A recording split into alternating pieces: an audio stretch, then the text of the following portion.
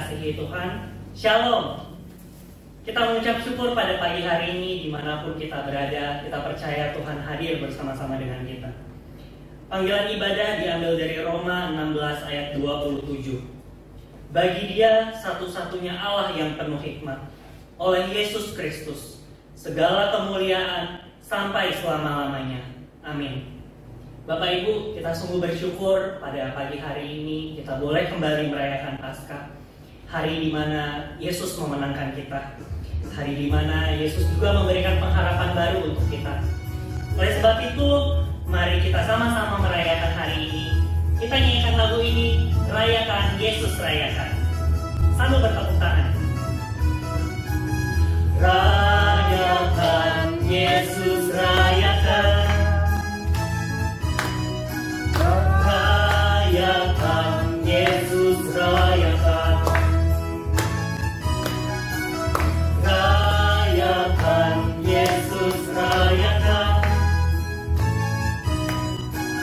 Rayakan Yesus rayakan. Dia bangkit, Dia bangkit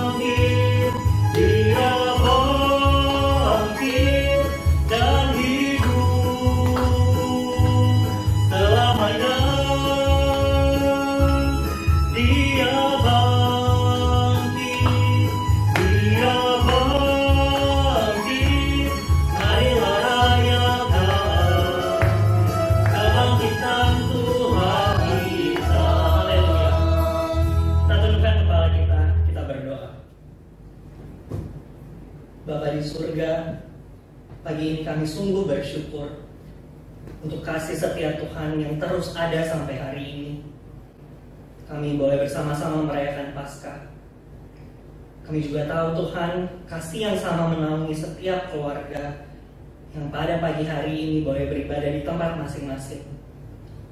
Kami bersyukur Tuhan, di tengah-tengah kebingungan kami, Engkau memberikan kami kepastian. Di tengah-tengah keputusasaan kami Tuhan, Engkau memberikan kami pengharapan. Oleh karena itu Tuhan, kami datang, kami memuji Engkau, Allah kami yang hidup, Allah kami yang telah menang atas maut dan memberikan kami hidup yang baru. Biarlah Tuhan Engkau lihat setiap kami, hati yang rindu memuji Engkau. Biarlah Engkau sendiri yang melayakan kami untuk datang pagi hari ini di hadapan-Mu. Terima kasih Tuhan.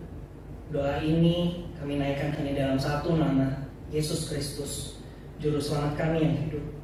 Amin. Jemaat dipersilakan untuk duduk kembali. Sebenarnya, apa yang dahulu dianggap mulia, jika dibandingkan dengan kemuliaan yang mengatasi segala sesuatu ini, sama sekali tidak mempunyai arti. Sebab semua yang hidup adalah seperti rumput, dan segala yang kemuliaannya seperti bunga rumput. Rumput menjadi kering, dan bunga menjadi gugur. Tahun demi tahun kita merayakan Paskah. Tapi Bapak Ibu, mari pada pagi hari ini kita tanya dalam diri kita masing-masing. Apakah sungguh-sungguh kita sudah menghidupi pembebasan yang Tuhan berikan kepada kita? Atau kita masih sering kecewakan hati Tuhan? Kita minta Tuhan sendiri yang selidiki kita, yang ampuni kita. Kita nyanyikan lagu ini, Murnikanku.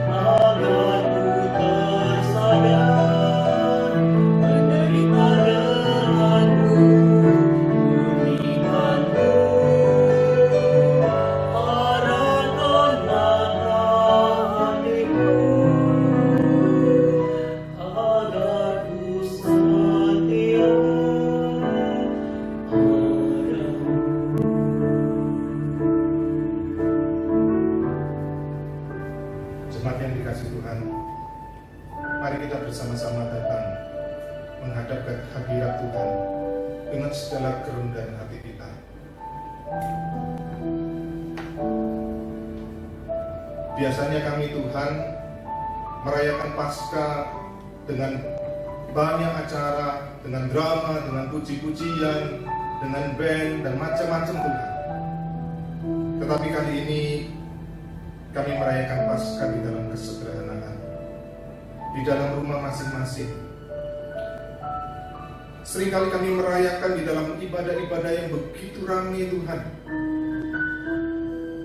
dengan berbagai macam acara, tetapi sesungguhnya kami bukan menikmati Engkau, tetapi kami menikmati acara demi acara. Tetapi kami mengucap syukur pada pagi hari ini Tuhan. Kami merayakan di dalam ketenangan. Kami boleh merasakan Engkau Tuhan. Tuhan yang hidup. Tuhan yang hadir dalam kehidupan kami. Kami menyadari kami orang berdosa punya pengharapan. Karena Engkau Tuhan sudah bangkit. Engkau sudah mengalahkan maut. Sehingga hidup kami bukan lagi hidup yang takut terhadap maut dan kematian. Tetapi hidup kami adalah hidup yang kami berani menatap ke depan. Karena kami tahu di dalam Engkau ada hidup. Biarlah Tuhan, ketika kami menyadari ini Tuhan, kami terus-menerus dikuatkan. Kami terus-menerus disadarkan Tuhan, bahwa hidup kami ini adalah kehidupan yang indah di dalam Engkau. Karena itu Tuhan, di dalam momen ini kami mau berkata Tuhan, kami mau hidup kami yang sudah mengalami Engkau yang bangkit itu menjadi satu kehidupan yang juga bangkit, satu kehidupan yang maju, satu kehidupan yang mau menyatakan kemuliaan-Mu, dengan kehidupan kami yang mau taat kepada Engkau Tuhan. Kehidupan yang belajar mengucap syukur di dalam setiap keadaan kami Tuhan. Terima kasih Tuhan, di dalam Engkau ada kemenangan itu. Terima kasih Tuhan, di dalam Engkau kuasa dosa sudah dipatahkan, kuasa maut sudah dipatahkan Tuhan. Kami sungguh mengucap syukur. Terpujilah nama-Mu Tuhan, terpujilah nama-Mu. Di dalam nama-Mu Tuhan kami Yesus Kristus kami berdoa. Amin. Dengarkanlah janji pengampunan yang terambil dari Roma pasal 6 ayat 4. Dikatakan, dengan demikian kita telah dikuburkan bersama-sama dengan Dia oleh baptisan dalam kematian, supaya sama seperti Kristus telah dibangkitkan dari antara orang mati oleh kemuliaan Bapa, demikian juga kita akan hidup dalam hidup yang baru. Amin. Jemaat dipersilakan duduk kembali. Dosa-dosa dan pelanggaran yang sudah Tuhan ampuni adalah bukti kasih setia Tuhan buat kita. Oleh sebab itu, kita tidak lagi takut oleh kuasa dosa. Dan sudah sepantasnya kita bersama-sama memuliakan Tuhan. Kita puji Tuhan. Dengan lembut, kita berikan penghormatan kita untuk Tuhan.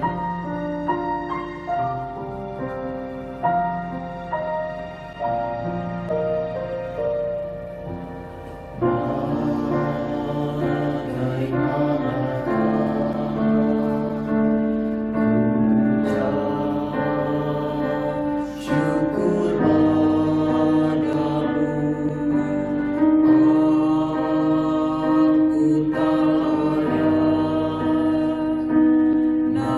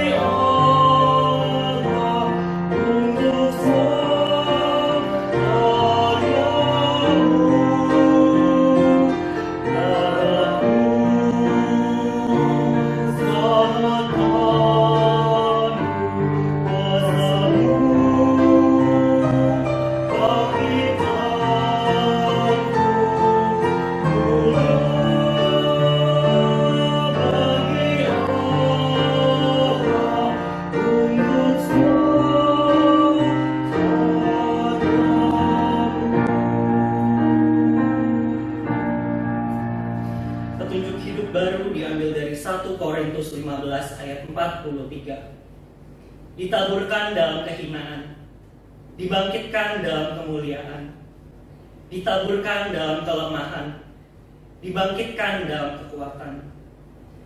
Mari saat ini kita bersama-sama berdiri mengikrarkan iman kita dalam pengakuan iman rasuli. Aku percaya kepada Allah, Bapa yang Maha Kuasa, Khalik langit dan bumi, dan kepada Yesus Kristus, Anaknya yang tunggal Tuhan kita, yang dikandung daripada Roh Kudus, lahir dari anak darah Maria, yang menderita sengsara di bawah pemerintahan Pontius Pilatus, disalibkan, mati dan dikuburkan, turun ke dalam kerajaan maut, pada hari yang ketiga bangkit pula dari antara orang mati, naik ke sorga, duduk di sebelah kanan Allah, Bapa yang Maha Kuasa, dan dari sana Ia akan datang untuk menghakimi orang yang hidup dan yang mati. Aku percaya kepada Roh Kudus, gereja yang kudus dan am, persekutuan orang kudus, pengampunan dosa, kebangkitan tubuh, dan hidup yang kekal. Amin. Bapak Ibu dipersilakan untuk duduk kembali. Banyak rencana Tuhan yang tidak dapat kita mengerti. Namun Bapak Ibu, biarlah iman kita terus-menerus diteguhkan melalui firman-Nya. Mari kita nyanyikan lagu ini sebagai bentuk komitmen kita, sebagai bukti cinta kita kepada Tuhan. I want to know you, Lord.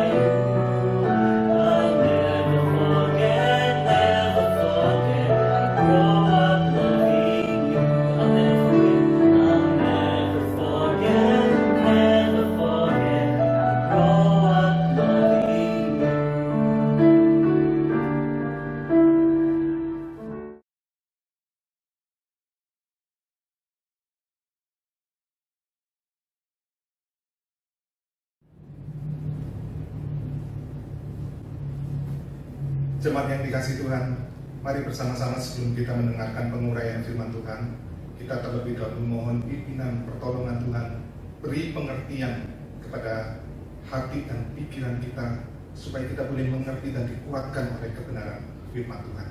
Mari bersama-sama kita berdoa. Biarlah Tuhan pada pagi hari ini, Engkau Tuhan yang hidup, Engkau berbicara kepada setiap kami melalui kebenaran firman-Mu. Biarlah Tuhan, Engkau sendiri yang menyapa setiap diri kami, umat-Mu Tuhan. Biarlah Engkau menyapa setiap hati kami Tuhan. Di tengah-tengah hati yang bergumul dengan situasi yang ada, tetapi Engkau Tuhan yang hidup, terus-menerus menguatkan kami melalui kebenaran firman-Mu. Karena itu Tuhan, berbicaralah, kami siap untuk mendengar, kami merindukan suara-Mu Tuhan. Kami berdoa di dalam nama-Mu Tuhan kami Yesus Kristus, Tuhan kami yang hidup. Amin. Jemaat dipersilakan duduk kembali. Selamat pagi jemaat yang dikasihi Tuhan. Shalom. Bagaimana keadaan Bapak Ibu sekalian? Apakah baik-baik? Saya sangat merindukan sekali keadaan kita semua dalam keadaan yang walaupun kita di rumah tetapi tetap dipenuhi dengan sukacita Tuhan yang berlimpah-limpah. Pada pagi hari ini saya mengajak kita membuka dari kitab Ibrani. Saya mengajak kita bersama-sama membuka dari kitab Ibrani pasal yang ke-11. Kita akan melihat ayat 1 sampai ayat yang ke-40. Saya harap Bapak Ibu nanti dapat baca sendiri ya, tapi saya tidak akan baca semua ayat karena cukup panjang, 40 ayat. Saya akan bacakan beberapa ayat dan Bapak Ibu dapat memperhatikannya. Mari bersama-sama saya mengajak kita melihat Ibrani pasal 11 ayat yang ke-6. Ibrani pasal 11 ayat yang ke-6. Dikatakan demikian Bapak Ibu. Tetapi tanpa iman tidak mungkin orang berkenan kepada Allah. Sebab barang siapa berpaling kepada Allah, ia harus percaya bahwa Allah ada dan bahwa Allah memberi upah kepada orang yang sungguh-sungguh mencari Dia. Kemudian kita lihat ayat yang ke-13 Bapak Ibu yang dikasihi Tuhan. Dikatakan demikian. Dalam iman mereka semua ini telah mati sebagai orang-orang yang tidak memperoleh apa yang dijanjikan itu, tetapi yang hanya dari jauh melihatnya dan melambai-lambai kepadanya, dan yang mengakui bahwa mereka adalah orang asing dan pendatang di bumi ini. Kemudian kita melihat ayat yang ke-39 sampai ayat yang ke-40. Ayat 39 sampai ayat yang ke-40 dikatakan, dan mereka semua tidak memperoleh apa yang dijanjikan itu, sekalipun iman mereka telah memberikan kepada mereka suatu kesaksian yang baik. Sebab Allah telah menyediakan sesuatu yang lebih baik bagi kita. Tanpa kita, mereka tidak dapat sampai kepada kesempurnaan. Bapak Ibu yang dikasihi Tuhan, kalau kita membaca Ibrani pasal yang ke-11, maka kita akan menemukan bahwa Ibrani pasal 11 ini berbicara tentang tokoh-tokoh iman di dalam sepanjang sejarah Perjanjian Lama. Ya, ada banyak tokoh iman yang kemudian dipaparkan oleh penulis Ibrani ini, Bapak Ibu yang dikasihi Tuhan. Bapak Ibu, ini adalah tokoh-tokoh yang penting yang kemudian kita belajar di dalamnya bagaimana iman mereka yang luar biasa. Nah, Bapak Ibu yang dikasihi Tuhan, gambaran tentang tokoh-tokoh iman di dalam zaman ini seringkali itu digambarkan dengan orang yang hidupnya itu selalu kaya, sehat, panjang umur.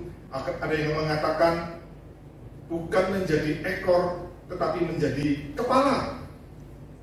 Ya, seringkali itu diungkapkan. Kita bukan menjadi ekor tetapi menjadi kepala. Ya.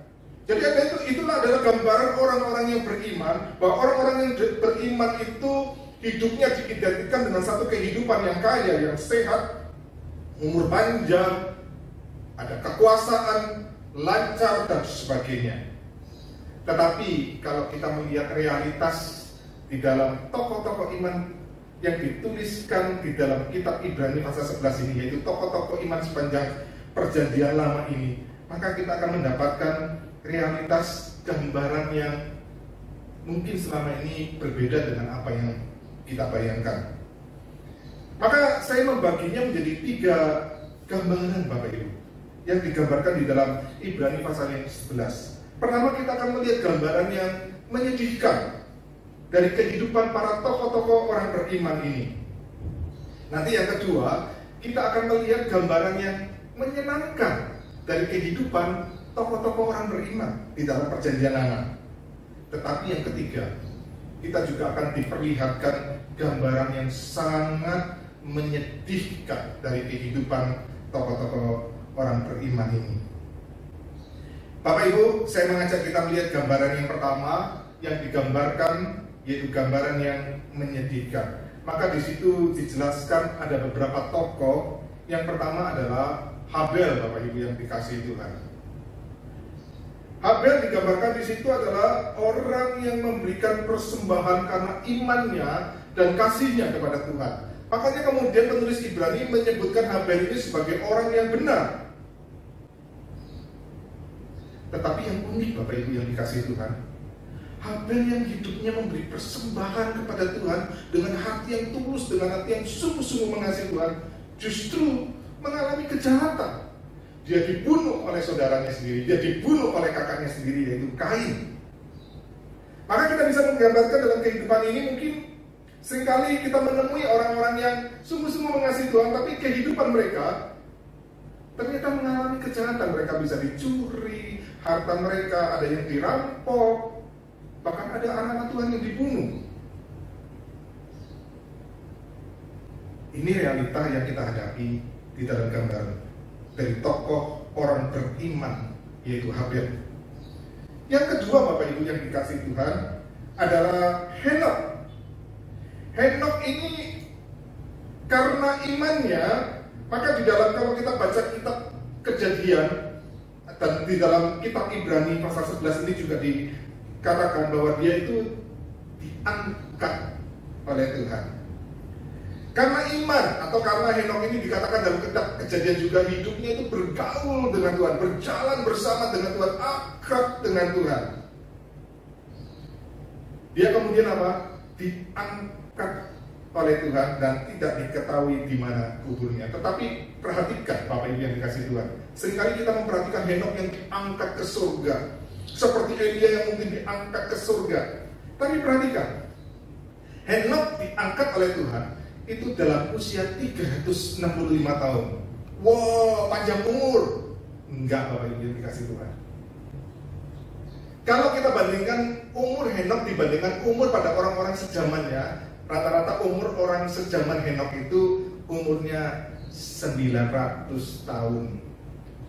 Bandingkan dengan Henok yang cuma 365 tahun.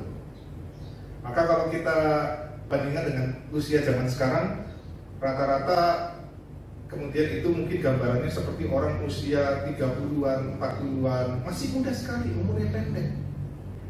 Henok dipanggil Tuhan bukan dalam umur yang panjang, justru di dalam umur yang pendek, yang masih muda. Seringkali kita menggambarkan orang yang beriman pada Tuhan pasti panjang umur, tapi realita yang kita dapati di dalam catatan sejarah tokoh orang beriman dalam Perjanjian Lama bisa mengalami umur yang pendek. Yang ketiga adalah tokoh Nuh, Bapak Ibu. Nuh karena iman, dia taat disuruh membuat bahtera, padahal belum ada musim banjir pada zaman itu, tidak ada hujan yang begitu besar, tetapi dia taat, nurut kepada Tuhan, bikin bahtera yang besar. Bapak Ibu, bayangkan ketika Nuh membuat bahtera itu, dia diejek, dia diolok-olok, dia dihina oleh orang-orang di sekitarnya. Bapak Ibu yang dikasihi Tuhan, ternyata kehidupan Nuh sebagai orang beriman adalah satu kehidupan yang tidak mudah. Mungkin kita juga karena iman kita mungkin mengalami diejek, dihina, diolok-olok. Itu realita yang ternyata kita hadapi sebagai orang yang beriman, orang yang percaya kepada Tuhan.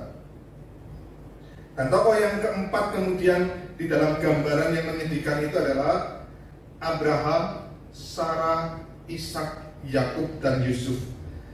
Abraham, Sarah, Ishak, Yakub, dan Yusuf itu adalah tokoh-tokoh yang menerima janji dari Tuhan bahwa mereka itu akan mewarisi tanah Kanaan, bahwa mereka akan memiliki tanah Kanaan. Tetapi realitanya Bapak Ibu, kalau kita baca baik di dalam kitab Kejadian maupun di dalam kitab Ibrani pasal 11 ini, realitanya mereka sampai mati, mereka tidak menerima tanah yang dijanjikan itu. Mereka ada di tanah yang dijanjikan itu justru sebagai pengembara, sebagai perantau, bukan sebagai pemilik dari tanah itu. Maka Bapak Ibu yang dikasihi Tuhan, ini sebuah realita yang unik sekali. Ya, kita melihat seakan-akan tokoh Abraham, tokoh yang beriman luar biasa, Ishak, Sarah, Yakub, Yusuf luar biasa. Tetapi mereka tidak menerima apa yang dijanjikan itu. Nanti anak cucu cicit mereka lah yang akan menerima tanah perjanjian itu. Tetapi yang unik dicatat di situ, sampai matinya mereka tetap percaya, tetap setia kepada Tuhan, dan tetap percaya kepada janji Tuhan. Ini luar biasa Bapak Ibu yang dikasihi Tuhan. Kemudian digambarkan tokoh yang berikutnya adalah Musa. Musa, kita tahu pasti semua cerita tentang Musa, bagaimana dia dari kecil disembunyikan dan kemudian dia dibuang ke sungai Nil, ditemukan oleh putri Firaun, diangkat sebagai anak oleh putri Firaun, diangkat sebagai pangeran di dalam kerajaan, punya kedudukan yang sangat tinggi, punya harta yang berlimpah-limpah, punya kekuasaan yang begitu besar. Tetapi Musa dikatakan dia rela meninggalkan kedudukannya yang tinggi itu, kedudukannya yang enak itu. Dia rela tinggalkan. Dia pergi di dalam kehidupan yang kita tahu Musa kehidupannya bukan kehidupan yang menyenangkan, tapi dia hidupnya susah. Dia harus 40 tahun hidup di padang gurun terlebih dahulu, dan kemudian dia kembali lagi memimpin bangsanya. Dan dalam memimpin bangsanya bagaimana dia kehidupannya selalu dikritik, selalu dilawan, selalu dicemooh oleh orang Israel, padahal dia yang memimpin orang Israel itu, membawa orang Israel keluar dari tanah Mesir. Tapi dia rela mengalami itu semua. Dia rela karena imannya. Maka kita perhatikan kehidupan yang dialami oleh tokoh-tokoh beriman yang tadi saya sudah sebutkan. Ada satu kehidupan yang boleh dikatakan tidak menyenangkan, kehidupan yang menyedihkan. Tetapi kemudian kita juga melihat dalam gambaran di dalam tokoh-tokoh perjanjian lama, kita juga akan menemukan ternyata juga tokoh-tokoh beriman juga bisa mengalami kehidupan yang menyenangkan. Ada gambaran-gambaran yang menyenangkan dari kehidupan orang-orang beriman. Maka kita melihat ada Yosua di situ, Bapak Ibu yang dikasihi Tuhan.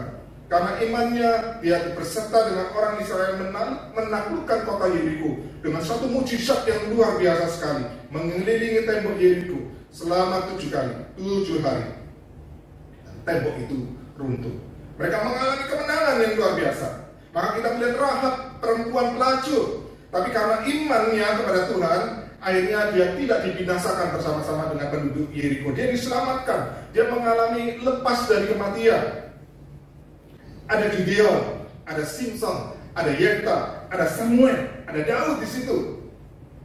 Maka karena iman mereka, kalau kita melihat bagaimana mereka menaklukkan kerajaan-kerajaan, bagaimana mereka punya kekuatan, Simpson punya kekuatan tubuh yang luar biasa, bagaimana mereka mengalami kemenangan demi kemenangan di dalam peperangan. Dicatat juga di situ, karena iman mengamalkan kebenaran membuat mulut singa-singa tertutup. Dan kita tahu itu adalah Daniel. Ada satu kehidupan yang luar biasa kita lihat. Maka dicatat juga ada karena iman, maka ada ibu-ibu yang anaknya mati. Mungkin kita tahu ada janda di Sarfat. Karena imannya, maka ibu-ibu itu mengalami anaknya yang sudah mati itu dibangkitkan kembali. Maka kita melihat gambaran karena iman, satu kehidupan yang menyenangkan. Tetapi kemudian juga penulis Ibrani menjelaskan gambaran-gambaran yang selanjutnya, yaitu gambaran yang sangat menyedihkan dari kehidupan tokoh-tokoh orang beriman, Bapak Ibu yang dikasihi Tuhan. Karena iman ada yang diejek, ada yang didera atau dipukuli, ada yang dibelenggu dan dipenjarakan, dan itu sangat mungkin adalah Nabi Yeremia. Dan mungkin juga banyak nabi-nabi yang lain dalam perjanjian lama yang mengalami hal ini. Karena iman ada yang dilempari batu. Karena iman ada yang digergaji. Dan ini sangat mungkin adalah Nabi Yesaya. Dan memang di dalam kisah, di dalam tradisi, Nabi Yesaya itu matinya itu digergaji menjadi 2. Bayangkan Bapak Ibu, dalam keadaan hidup-hidup digergaji menjadi 2. Karena iman juga ada nabi-nabi Tuhan atau anak-anak Tuhan yang mengembara, berpakaian kulit domba atau berpakaian kulit kambing.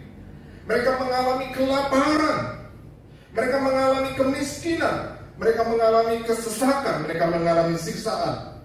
Bahkan mereka tidak punya rumah yang layak. Mereka terpaksa harus tinggal di dalam gua-gua, tidur di atas batu yang keras.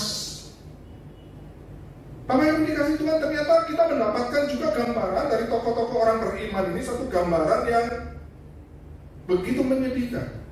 Maka kalau kemudian kita melihat apa yang digambarkan, kita melihat ternyata di dalam kehidupan orang yang beriman atau tokoh-tokoh beriman tidak ada satu standar yang mutlak bahwa orang yang beriman itu keadaannya pasti harus seperti ini. Tidak, Bapak Ibu. Tetapi yang mau penulis Ibrani jelaskan adalah bahwa ada satu hal yang pasti, yaitu apa? Dalam setiap keadaan, dalam setiap situasi yang dialami oleh tokoh-tokoh beriman ini atau oleh orang-orang beriman, baik itu menyenangkan, baik itu menderita, bahkan mengalami kematian, bahkan mengalami siksaan, mereka tetap setia, mereka tetap percaya sama Tuhan. Ini prinsip yang penting. Maka hati-hati Bapak Ibu, seringkali orang mengajarkan kepada kita kalau kita percaya kepada Tuhan, kita beriman kepada Tuhan, kehidupan kita pasti enak, pasti kaya, pasti lancar, pasti kemudian sembuh, tidak pernah mengalami sakit. Mungkin itu gambaran yang sangat bertentangan dengan firman Tuhan, terutama dengan Ibrani pasal 11 yang tadi kita baca bersama Bapak Ibu yang dikasihi Tuhan. Satu hal yang pasti, di dalam setiap keadaan, baik menyenangkan, baik itu menderita, orang-orang beriman tetap setia dan percaya kepada Tuhan. Nah, pertanyaan berikutnya yang Bapak Ibu yang dikasihi Tuhan adalah, apa sih yang menjadikan tokoh-tokoh iman di dalam perjanjian lama ini sampai mereka bahkan mengalami penderitaan yang luar biasa, mereka tetap percaya kepada Tuhan? Apa yang menjadikan itu, Bapak Ibu? Maka ada 3 hal yang penting yang saya ingin coba kita lihat bersama. Yang pertama, kalau kita perhatikan, yaitu tokoh-tokoh iman ini, mereka punya pengenalan yang sangat mendalam terhadap Tuhan. Pengenalan mereka terhadap Tuhan itu bukan pengenalan yang dangkal, Bapak Ibu. Banyak orang memahami Tuhan atau memahami tentang Allah itu begitu dangkal, tidak berdasar kepada firman Tuhan yang digali dengan baik, yang dipelajari dengan baik, hanya mengambil satu bagian firman Tuhan, kemudian itu diambil tanpa kemudian memahami keseluruhan konteksnya dengan baik, dan keliru ternyata memahami tentang Allah. Dan ketika situasi yang berbeda yang mereka alami, ternyata mereka tidak siap, Bapak Ibu.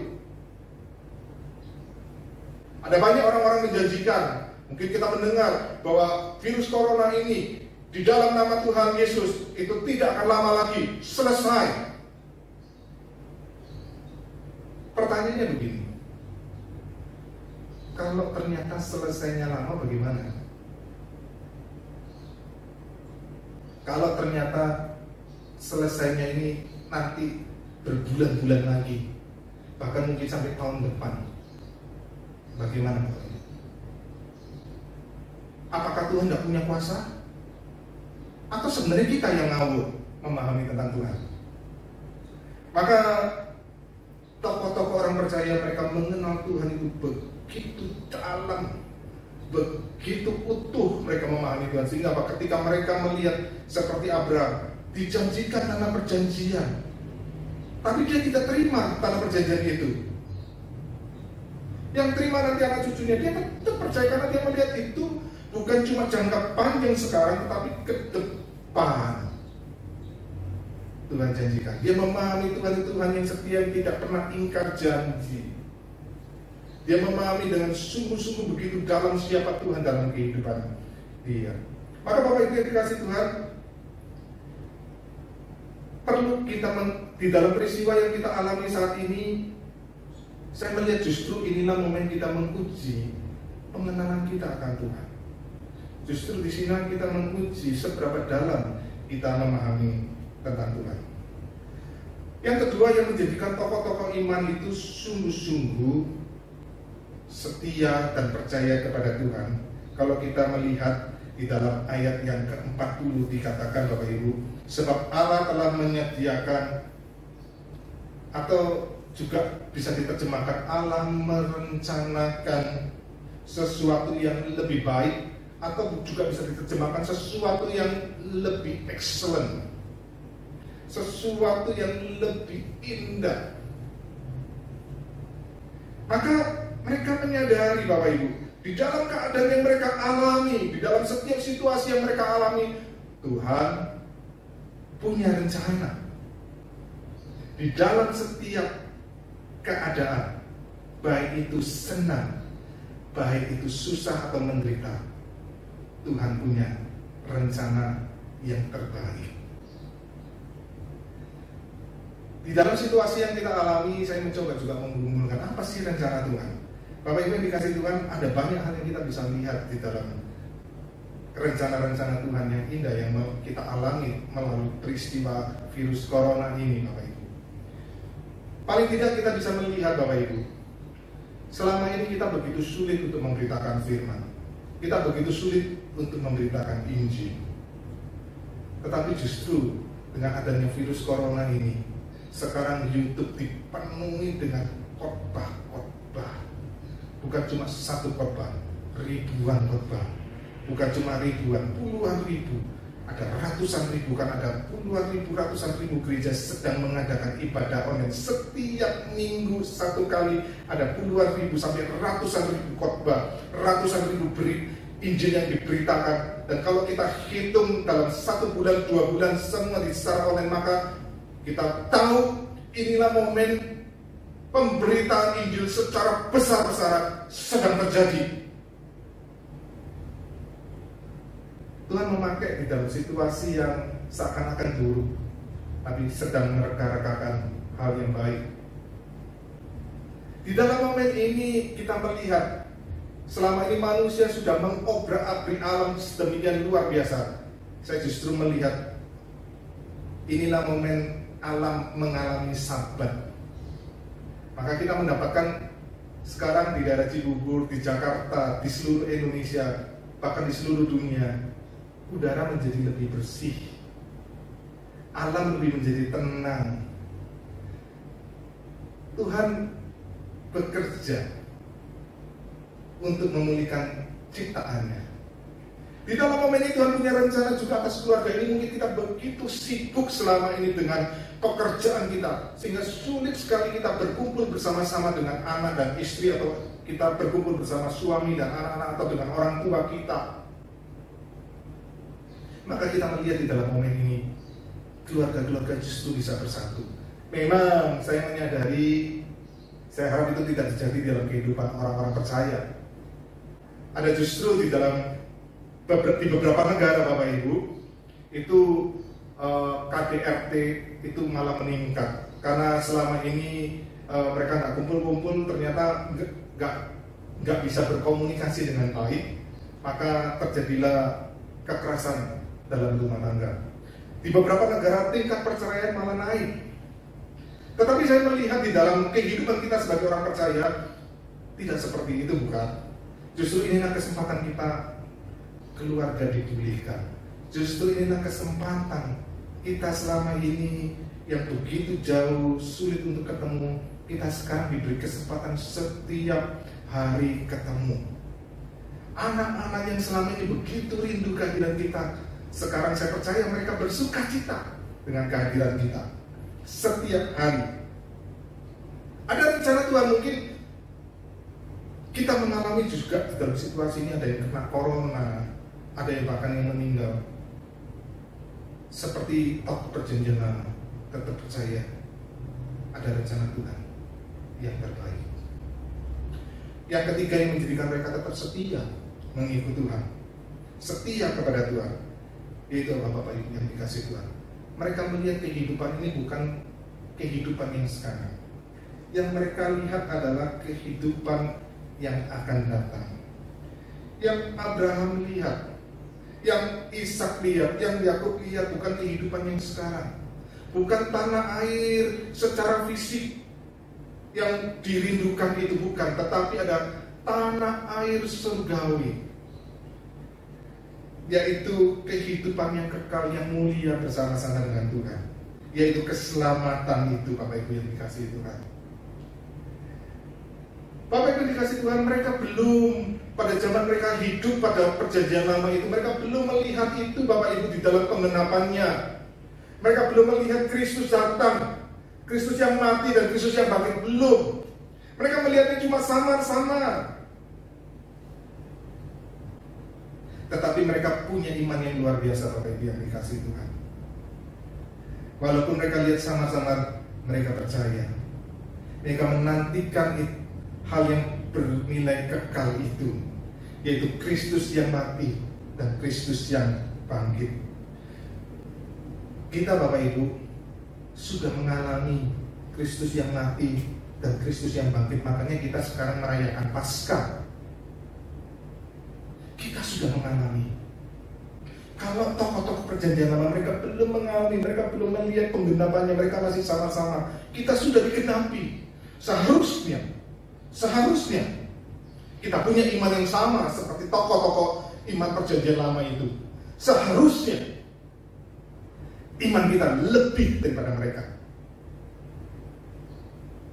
Bapak Ibu yang dikasihi Tuhan,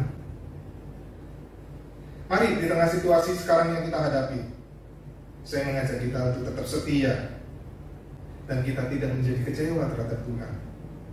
Melainkan di dalam situasi yang kita alami sekarang, kita boleh belajar mengucap syukur kepada Tuhan.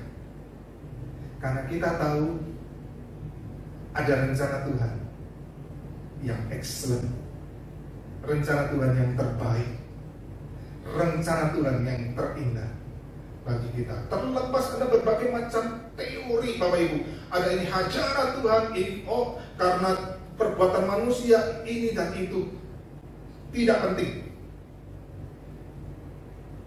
Dalam setiap keadaan kita tetap percaya kepada Tuhan, karena kita tahu ada rencana Tuhan yang terbaik bagi kita. Biarlah Paskah kembali menjadi satu momen kita dikuatkan. Kita menghadapi situasi apapun dalam hidup kita, kita tetap boleh bersukacita. Kita tetap hidup di dalam pengharapan. Tetap hidup kita menjadi satu berkat yang indah. Mari kita bersama-sama tundukkan kepala, kita berdoa.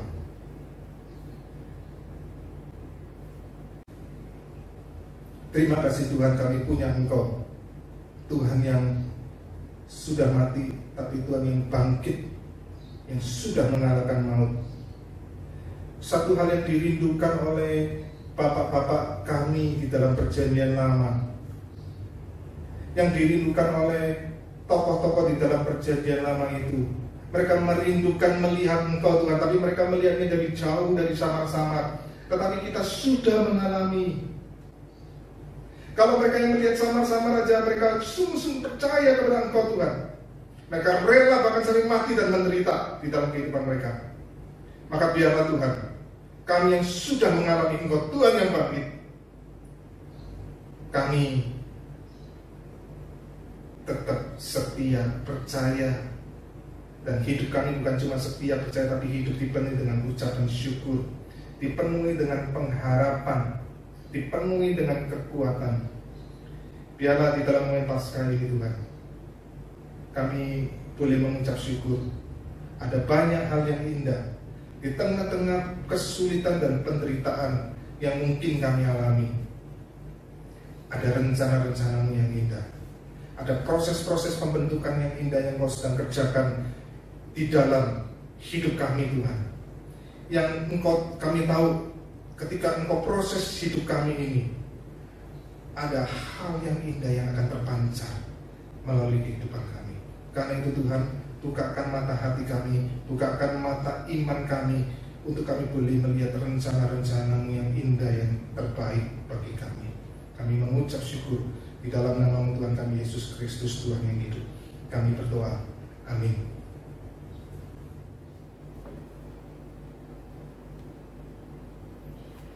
Mari Bapak Ibu kita siapkan persembahan kita berikan yang terbaik untuk Tuhan. Kita nyanyikan lagu ini dalam Kristus.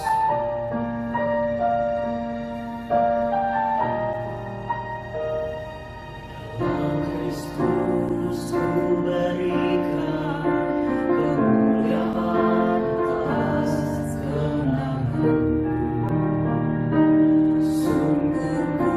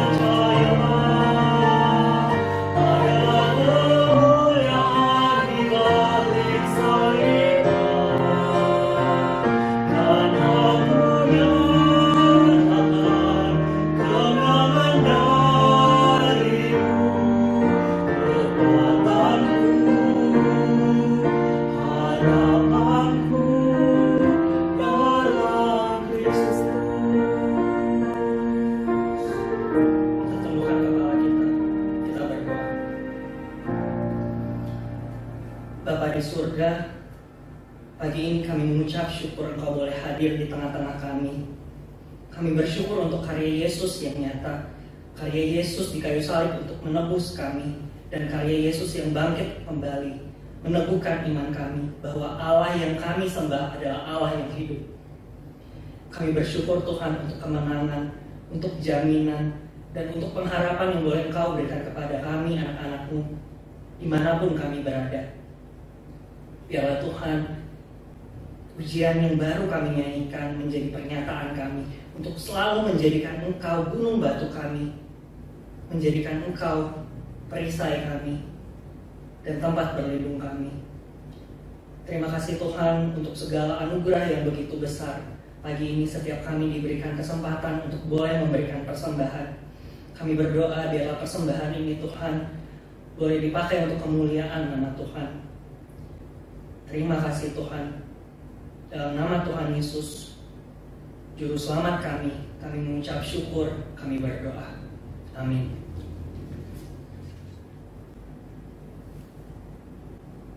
Atas nama pengurus dan hamba Tuhan, saya mengucapkan selamat Paskah buat kita jemaat sekalian.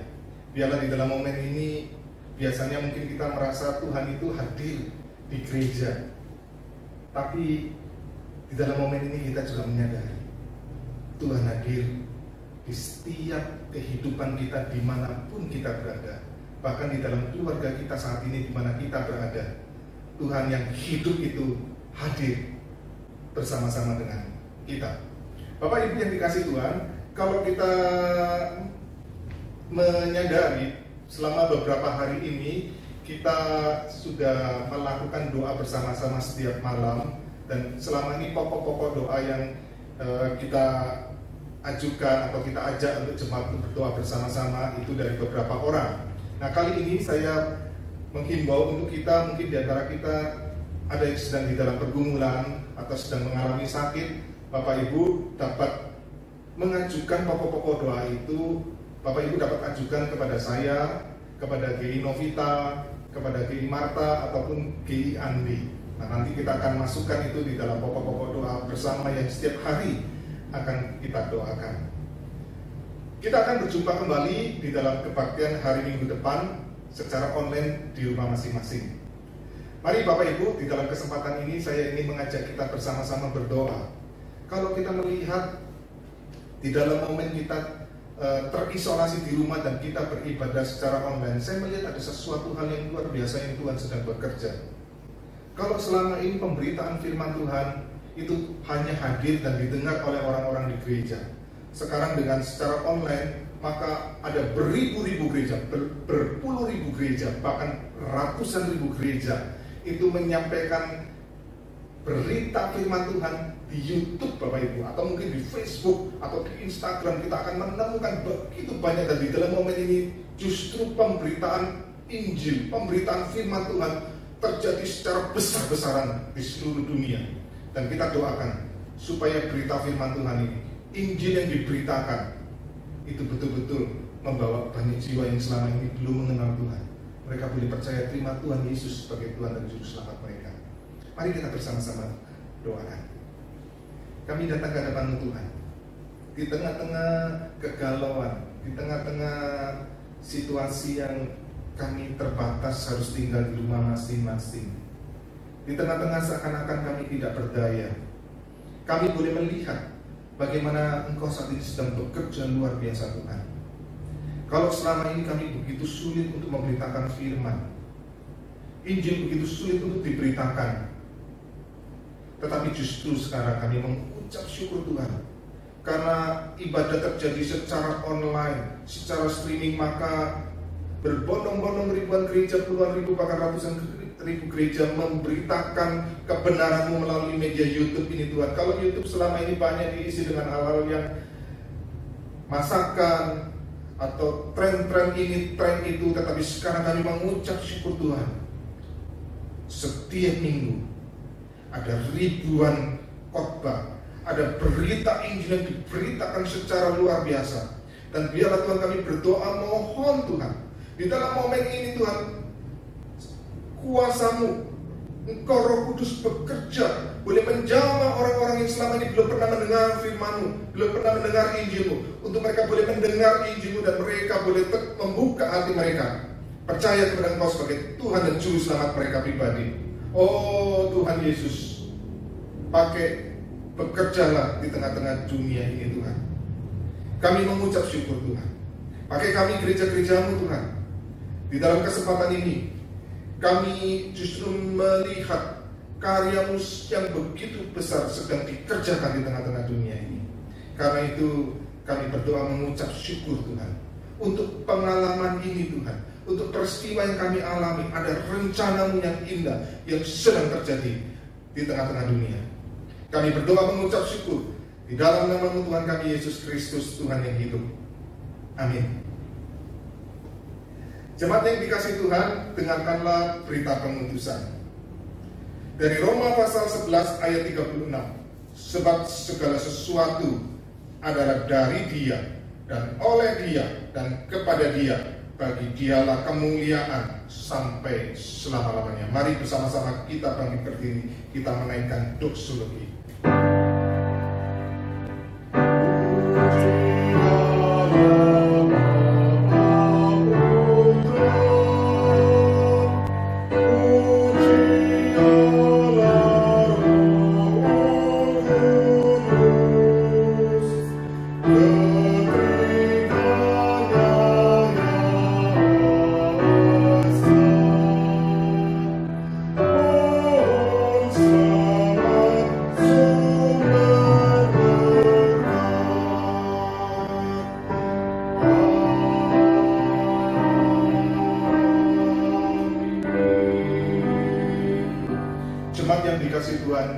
Terimalah berkat dari Allah Tritunggal, kasih dari Allah Bapa, anugerah dari Tuhan kita Yesus Kristus, persekutuan, pimpinan, penyertaan, pertolongan dari Allah Roh Kudus menyertai saudara-saudara sekalian dari sekarang dan dimanapun engkau berada.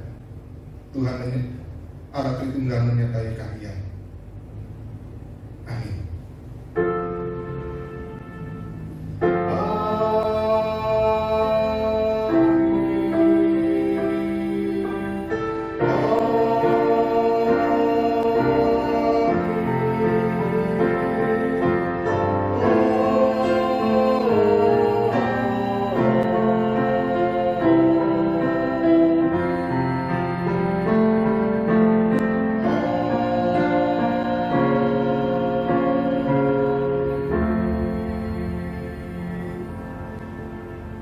Jemaat, silakan duduk. Saat duduk, kebaktian kita selesai.